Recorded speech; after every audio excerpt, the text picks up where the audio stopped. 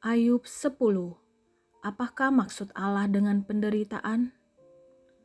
Aku telah bosan hidup. Aku hendak melampiaskan keluhanku. Aku hendak berbicara dalam kepahitan jiwaku. Aku akan berkata kepada Allah, "Jangan mempersalahkan aku. Beritahukanlah aku, mengapa engkau berperkara dengan aku? Apakah untungnya bagimu mengadakan penindasan, membuang hasil jeripayah tanganmu, sedangkan engkau mendukung rancangan orang fasik? Apakah engkau mempunyai mata badani?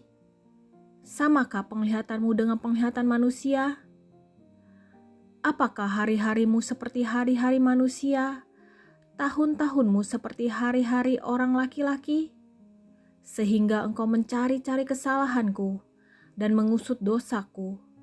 Padahal engkau tahu bahwa aku tidak bersalah dan bahwa tiada seorang pun dapat memberi kelepasan dari tanganmu.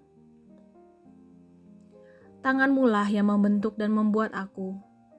Tetapi kemudian engkau berpaling dan hendak membinasakan aku. Ingatlah bahwa engkau yang membuat aku dari tanah liat, tetapi engkau hendak menjadikan aku debu kembali.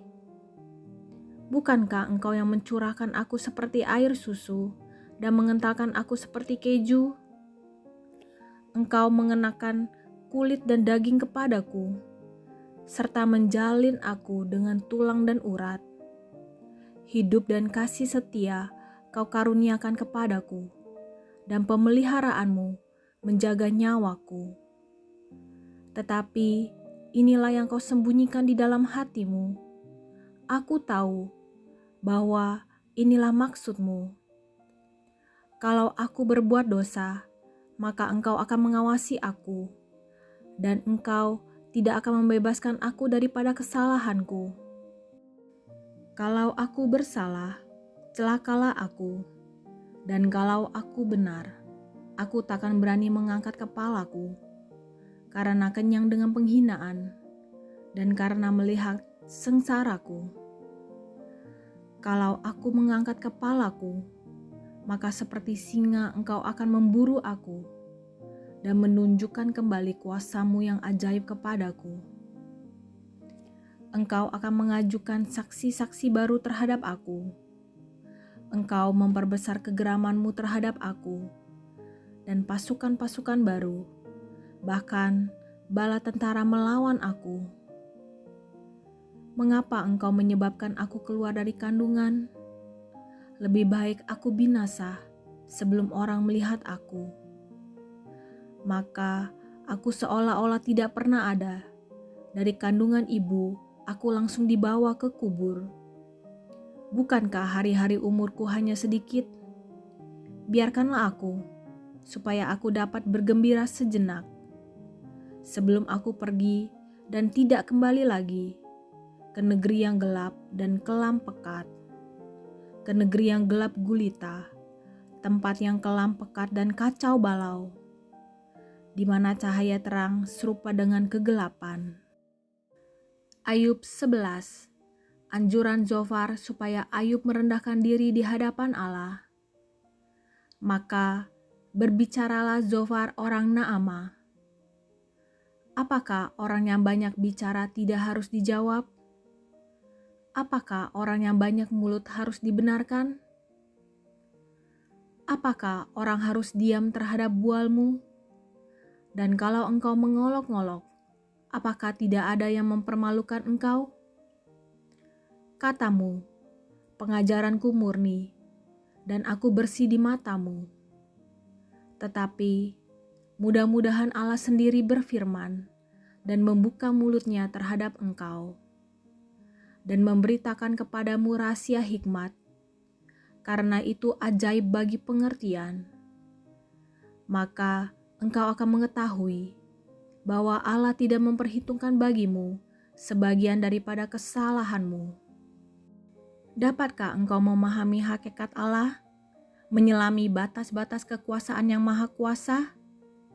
Tingginya seperti langit, apa yang dapat kau lakukan? dalamnya melebihi dunia orang mati. Apa yang dapat kau ketahui? Lebih panjang daripada bumi ukurannya, dan lebih luas daripada samudra. Apabila ia lewat, melakukan penangkapan, dan mengadakan pengadilan, siapa dapat menghalanginya? Karena ia mengenal penipu, dan melihat kejahatan tanpa mengamat-ngamatinya.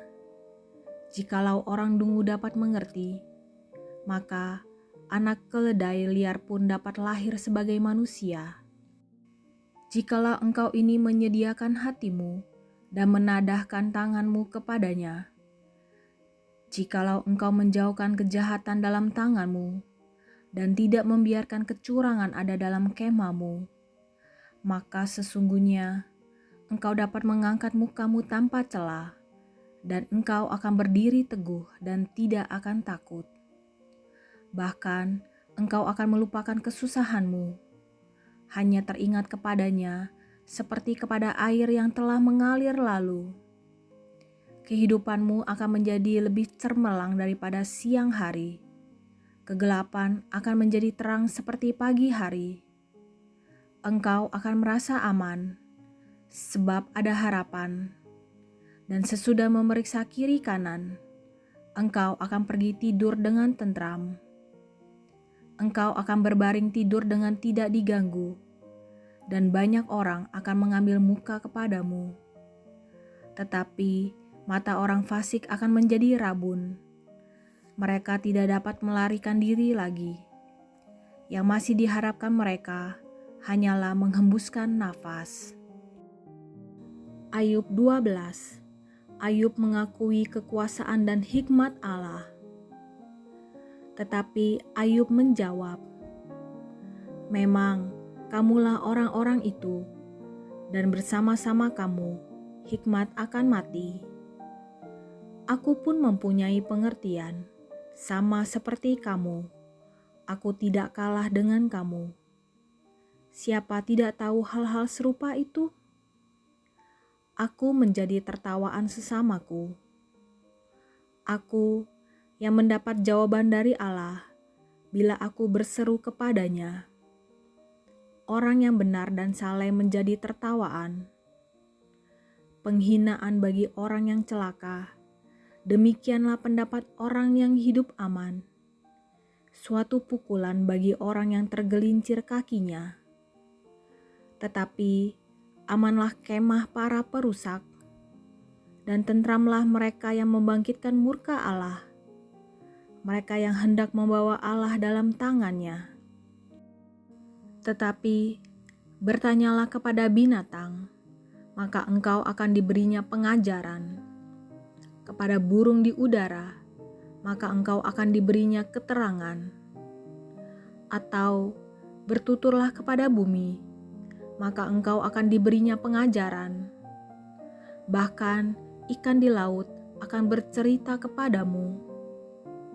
Siapa di antara semuanya itu yang tidak tahu bahwa tangan Allah yang melakukan itu? Bahwa di dalam tangannya terletak nyawa segala yang hidup dan nafas setiap manusia? Bukankah telinga menguji kata-kata, seperti langit-langit mengecap makanan? Konon, hikmat ada pada orang yang tua, dan pengertian pada orang yang lanjut umurnya. Tetapi pada Allah lah hikmat dan kekuatan. Dialah yang mempunyai pertimbangan dan pengertian. Bila ia membongkar, tidak ada yang dapat membangun kembali. Bila ia menangkap seseorang, tidak ada yang dapat melepaskannya. Bila ia membendung air, keringlah semuanya. Bila ia melepaskannya mengalir, maka tanah dilandanya. Pada dialah kuasa dan kemenangan. Dialah yang menguasai baik orang yang tersesat maupun orang yang menyesatkan. Dia yang mengiring menteri dengan telanjang, dan para hakim dibodohkannya. Dia membuka belenggu yang dikenakan oleh raja-raja, dan mengikat pinggang mereka dengan tali pengikat. Dia yang mengiring dan menggeledah para imam dan menggulingkan yang kokoh. Dia yang membungkam orang-orang yang dipercaya, menjadikan para tua-tua hilang akal. Dia yang mendatangkan penghinaan kepada para pemuka dan melepaskan ikat pinggang orang kuat. Dia yang menyingkapkan rahasia kegelapan dan mendatangkan kelam pekat pada terang. Dia yang membuat bangsa-bangsa bertumbuh, lalu membinasakannya, dan memperbanyak bangsa-bangsa, lalu menghalau mereka.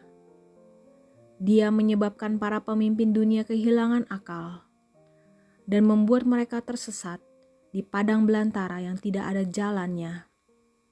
Mereka meraba-raba dalam kegelapan yang tidak ada terangnya, dan ia membuat mereka berjalan terhuyung-huyung seperti orang mabuk.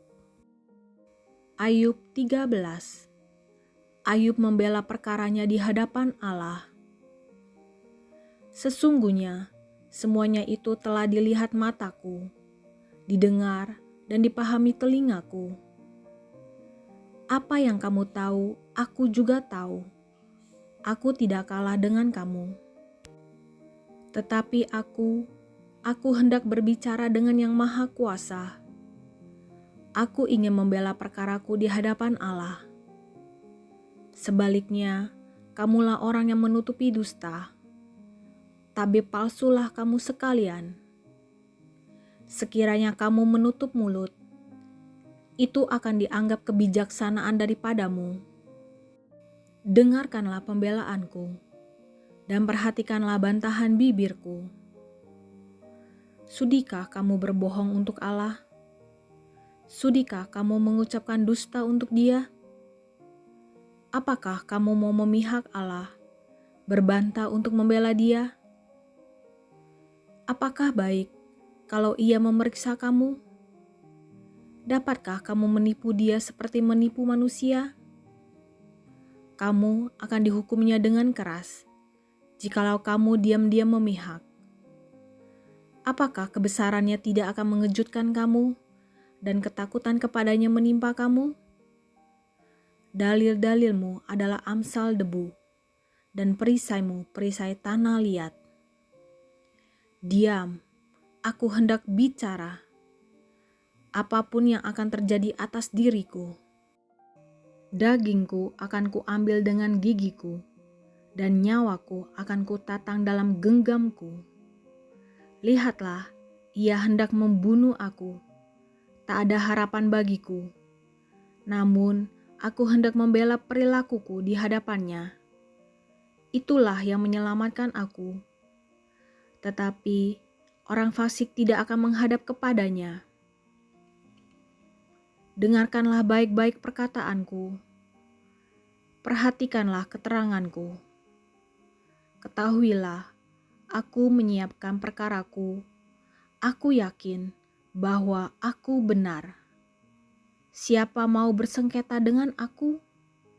Pada saat itu juga, aku mau berdiam diri dan binasa.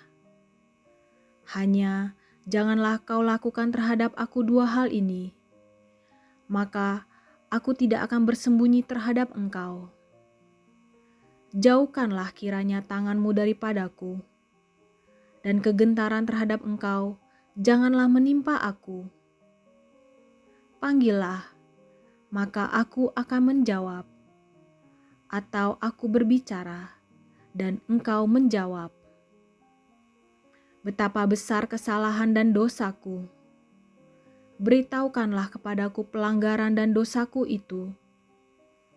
Mengapa engkau menyembunyikan wajahmu dan menganggap aku sebagai musuhmu? Apakah engkau hendak menggentarkan daun yang ditiupkan angin dan mengejar jerami yang kering? Sebab engkau menulis hal-hal yang pahit terhadap aku dan menghukum aku karena kesalahan pada masa mudaku. Kakiku kau masukkan ke dalam pasung, segala tindak tandukku kau awasi, dan rintangan kau pasang di depan tapak kakiku. Dan semuanya itu terhadap orang yang sudah rapuh seperti kayu lapuk, seperti kain yang dimakan gegat.